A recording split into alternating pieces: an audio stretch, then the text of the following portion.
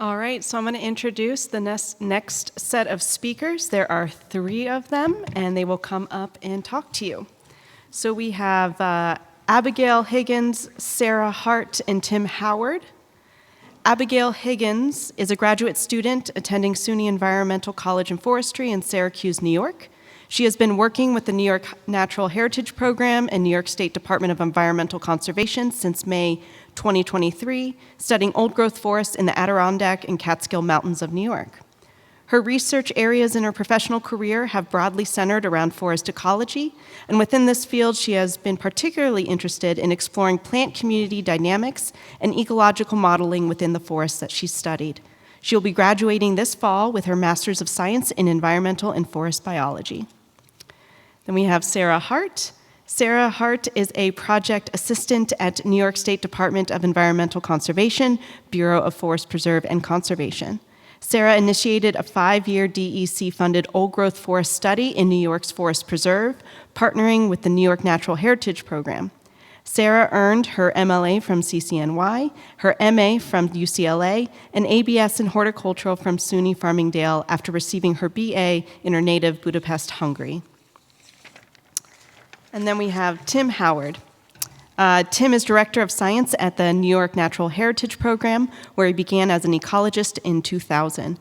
His interests in forest conditions perhaps stem from studying the susceptibility of forests to invasive species as a postdoctoral associate at SUNY Stony Brook, and certainly back to the courses he took from forest ecologist Charlie Gogbill in the late 1980s.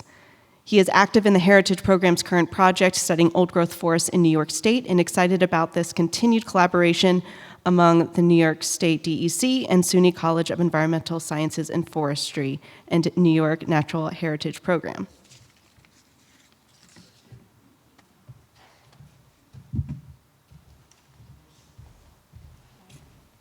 Hello, everyone.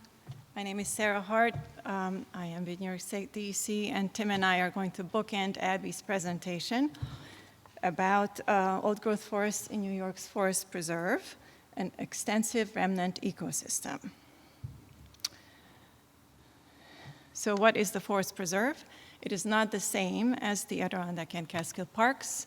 So I just wanted to explain that the 2 parks are about 6 million acres of land. There is a mosaic of different land ownerships, and about half of that, a little over 3 million, is actually publicly owned. So there are 2 parks, but there's 1 forest preserve. So the publicly owned lands, both of the Adirondack and Catskill parks, are collectively referred to as the Forest Preserve. And the Forest Preserve is, as of today, 131 years old. So officially, it became a Forest Preserve in 1894 through a constitutional amendment. So these public lands are constitutionally protected in perpetuity to be kept forever wild. So about 3 million acres. So we know that these forests are old, but we don't know where the old-growth forests are. And we don't know what they look like, what exactly, how could we characterize them in New York, specifically in the Forest Preserve. So DEC wanted to find out. And starting in 2023, we initiated and currently are funding a research project to map, model, identify the characteristics, and estimate the above and below ground carbon of old-growth forests in the Forest Preserve.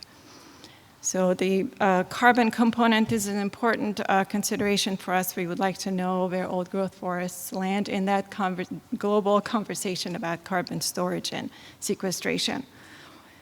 So we turned to our research partners at the New York Natural Heritage Program to carry out the research component of this study. Oh, I'm sorry.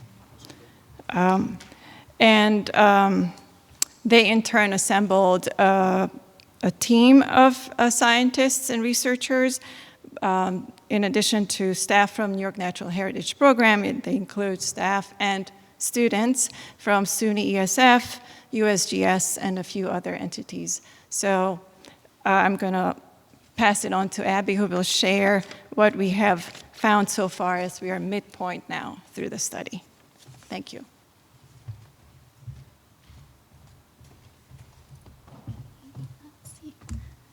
Hi everyone, my name is Abby, and as Sara mentioned, I am going to talk a little bit about my master's research. So I've been with Heritage and working with them for the past a little over 2 years. Oh, can everybody hear me? Is that better? Okay, sorry.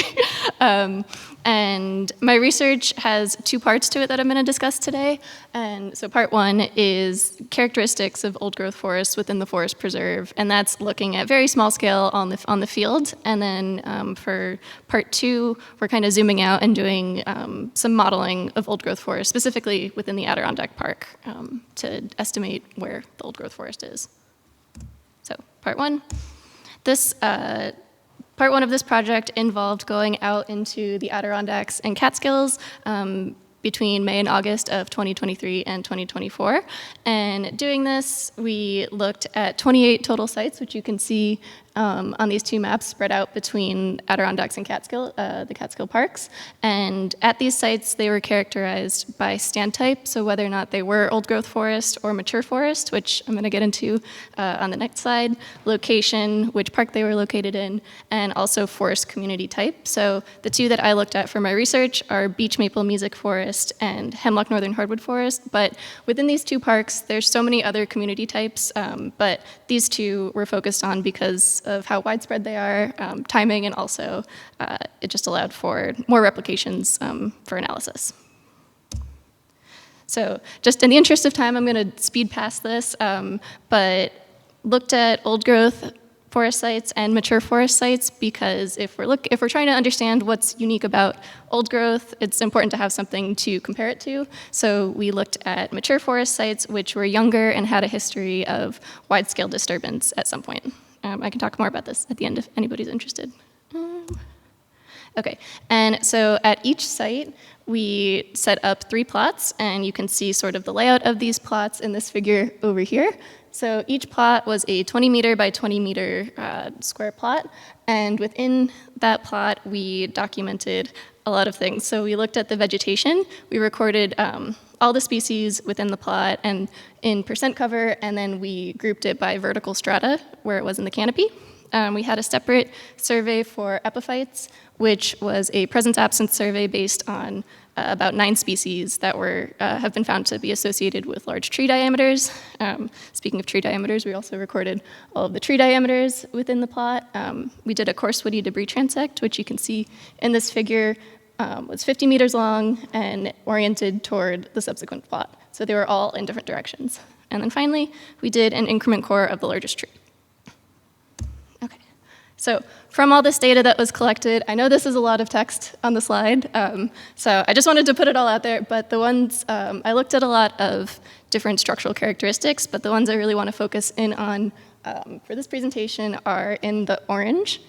So you'll see coarse woody debris volume for both forest types was found to be significantly different between mature and old growth, and in addition to snag volume, but only for beech maple music, not for hemlock northern hardwood. But one thing that I found really curious was that basal area and tree density was not different between the sites, which didn't really match up to what I was seeing on the ground. So I wanted to explore a little bit more into that. So I looked at tree diameter distributions between old growth and mature forests. And again, with the orange boxes, point out really quick, just in the interest of time, we're seeing mature forests, you're seeing a higher density of these smaller diameter trees, which is different than what we're seeing for old growth forest, which we're seeing higher densities of these large diameter trees, which could maybe explain why these calculations were coming out as not different, because diameters kind of go into the formula for both of them. And then when you break it up by species, for beech maple music, and even for hemlock northern hardwood, we're seeing a really high number of small diameter beech trees, which I thought was really interesting. It might be kind of hard to see with the colors, but it's that light lime green. Okay, and this, just a little bit of a further look into coarse woody debris. A lot of the literature shows that coarse woody debris is higher in old growth forests compared to mature forests, and we're really seeing that here, which is really nice to have our data kind of confirm that. With snags, it was found to be significant, but it seems like it's a little different between beech maple music and hemlock northern hardwood. We are seeing significant difference in the snag volumes between old growth and mature, but if you look at the beech maple music, you can see there's a high variability between the old growth snag volumes. Also, just wanted to point out that those axes are very different. So if you're looking at the values, beech maple music is going up to 160, and that's 45.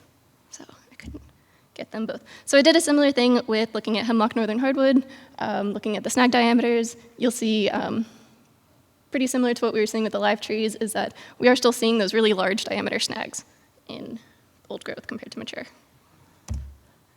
So switching gears a little bit, I also looked into the understory vegetation in these forests, and what this is showing right here is these points are all the different sites, and they're grouped by whether or not they were in Adirondack or Catskills, or if they were old growth or mature. So the closer the points are together, the more similar their vegetation is. So, and what was interesting is that when I ran a permanova, it's showing that we're finding differences between the light blue and the dark blue, which are both old growth in the, by location. So the dark blue is old growth in the Adirondacks, and the light blue is old growth in the Catskills. And we're also finding a difference between Adirondack forests, old growth versus mature. So then looking at what species are driving that difference, these 6-letter codes are the genus and species for each plant species that was looked at. So species that are popping out as indicators and more associated with the different forest types. So Dryopteris intermedia, which is a wood fern, Oclumena acuminata, which is an aster, and Oxalis montana are all coming out as old growth indicators, and this is based on their frequency and cover that we're seeing in old growth. And then mature, we're seeing Acer rubrum, so red maple seedlings are coming out as an indicator, which I thought was pretty interesting. And Ellipteris novoboricensis, which is a New York fern. And then looking at epiphyte composition, we looked at 9 species altogether. But these are just some of the interesting ones I wanted to point out, is that almost all species had a significant relationship with diameter, but some species were found more in the Catskills, such as the middle one, whereas some were pretty much only found in the Adirondacks, such as Necra. So concluding this part, we are seeing that there are differences in composition, structure, and location between old growth forest in the Catskills and Adirondacks, which means we might need to handle them differently when we're looking at potential characteristics of both. And this is all kind of tying into the idea of how and if these characteristics can be used as potential indicators for old growth. Okay, so I might have to zoom past this a little bit, but for part 2, as I said, I kind of zoomed out and started looking at modeling the extent of old growth forest, because if we know the characteristics, now we want to know where old growth is. So the methodology, this part of my research was focused on the Adirondacks, but there are plans to expand that into the Catskills to have a model for the New York Forest Preserve as a whole. But this was built using random forest, which is a machine learning algorithm, and the information that went into that are presence points, background points, and environmental variables. So the variables you see on the right are what we were looking at as potential predictors for old growth. And so let's see how the colors turned out. Okay, so this is our result based on that model. This is where the model is predicting old growth is in the New York Forest Preserve. It might be a little hard to see, but we have a high predictability and a medium predictability, which are dark pink and light pink. And just zooming in on a few areas, you can see that there are some really concentrated areas of old growth. But how do we know if this model is accurate? We looked at a couple different metrics. So one of them was looking at how much of previously mapped boundaries of old growth were correctly predicted. And then another was looking at metrics such as sensitivity, specificity, and true skill statistic. So looking at some of the inputs that went into building the model, it's interesting seeing how those matched up with the actual prediction. So you can see on the left, the dark green, those are some of the oldest parcels in the forest preserve, and we're seeing some of that prediction is like directly matching up with where that is. But that doesn't explain everything, so another image on the right is where the historic railroads are, and we're seeing that the further you get away from the railroads, you're finding more old growth, but that's only part of the picture. We have so many other inputs that we looked at. So concluding that, we're seeing there is, for high probability, we are seeing about 270,000 acres. It's a little bit more for medium probability, but this is just based on a total cell count. When we have the conversation of how big does a parcel have to be considered old growth, that number will go down, but still figuring that out. So our next steps are going to be on-the-ground validation of these spots that showed up, and also expanding that to the Catskills at some point. But my research is still in progress and still a few more things to be done, but that would be, okay.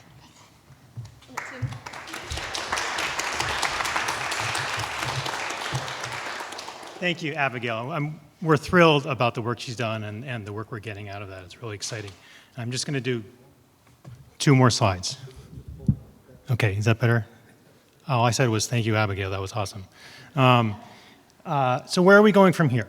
Well, we've got this fabulous above-ground data set that Abigail and others collected, and we're now sending another master's student with ESF and other folks and working with USGS to collect below-ground data. So they're going out there collecting soil data and below-ground data.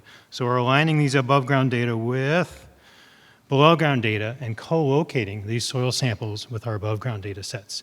And this will give us a much, much better picture of what's going on with carbon storage below ground, and we can align that with what's going on with carbon storage and carbon accumulation above ground, and that should give us a much better idea that we can then extrapolate out to the rest of the park and the rest of the preserve. So we're very excited about that below ground carbon accumulation piece and trying to figure out what's going on with carbon below ground. And then continuing to look forward, we're excited about this continued collaboration with DEC and Heritage and ESF students and faculty and USGS who are doing with this soil stuff.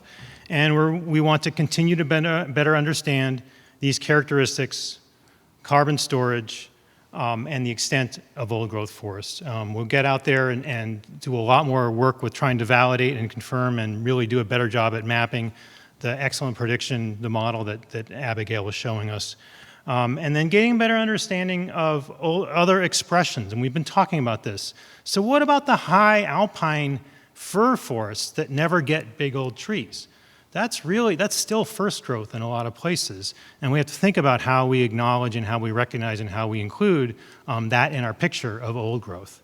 And so what about those high elevation forests? What about wetlands and conifer flats, the shrublands that have been there for a very long time, and blowdowns, and how do you handle the larger disturbances that we know in a lot of places are still first growth, but do they fit our classic definitions of old growth too? So those are the kinds of things we're struggling with, the kinds of things we're going to continue to work with, and we're excited to continue to try to figure out. That's it. Thank you.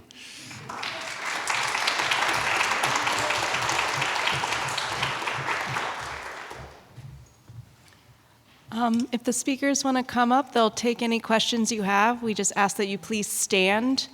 We don't have another mic, and just ask your questions.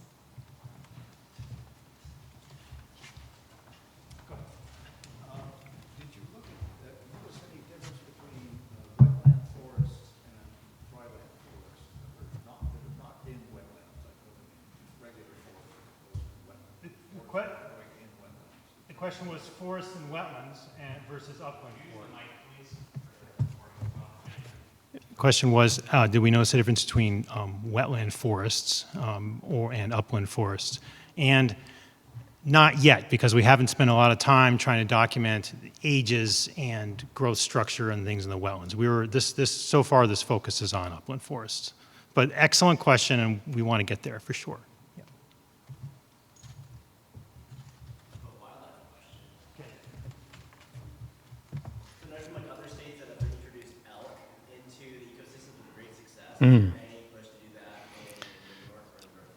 I wish there were.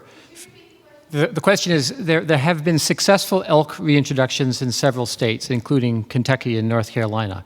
Are we considering that for the Northeastern United States? I think we should. The New York Department of Environmental Conservation is very reluctant at best to even think about that because of fears of chronic wasting disease. Now, interestingly, there are some at least preliminary studies suggesting that pumas might help with that problem. Apparently, pumas preferentially prey on ungulates with chronic wasting disease, probably simply because they're weaker, and they are a dead end for the pathogen that causes chronic wasting disease. So a puma eats an elk or a deer with chronic wasting disease, and then that basically stops that particular sequence. So that's another argument for puma recovery. But I think we should consider elk where they were native, probably in the valleys quite far north, and in Pennsylvania is another place that has done that. So good question.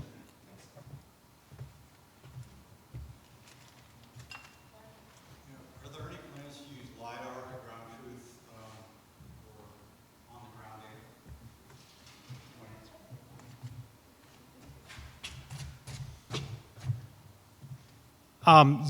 Yes. The question was, are we planning on using LiDAR to help ground truth or figure out what's going on with the forests?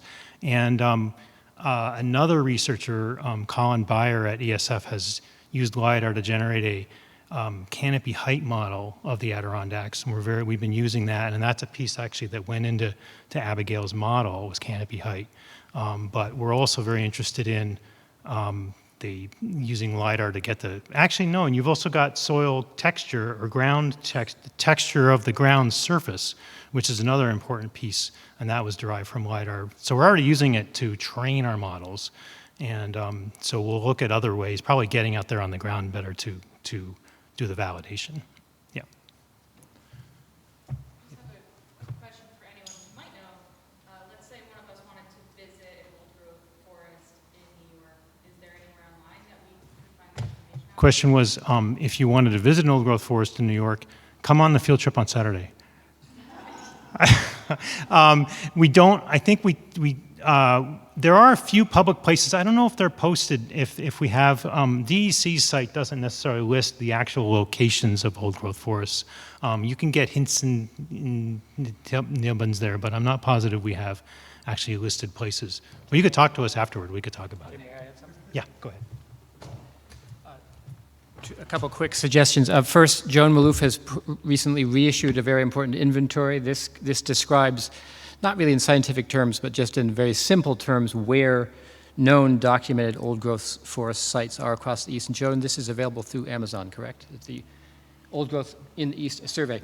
And then second, there are some places in Adirondack Park where it's very easy to see old-growth forest. If you go on the trail to Ampersand Mountain south of Route 3, and then follow, is it Dutton Brook? I think it's Dutton Brook. Walk up, correct me if I'm wrong, any of you, but I think if you walk up Dutton Brook from the trail to Ampersand Mountain, you'll be in old-growth forest. And actually, it looks, I think it's increasingly looking like there's an extensive area of old growth just south of Route 3 there on either side of Halfway Brook as well as Dutton Brook. So those are a couple of easy places, very accessible to see some majestic big old trees.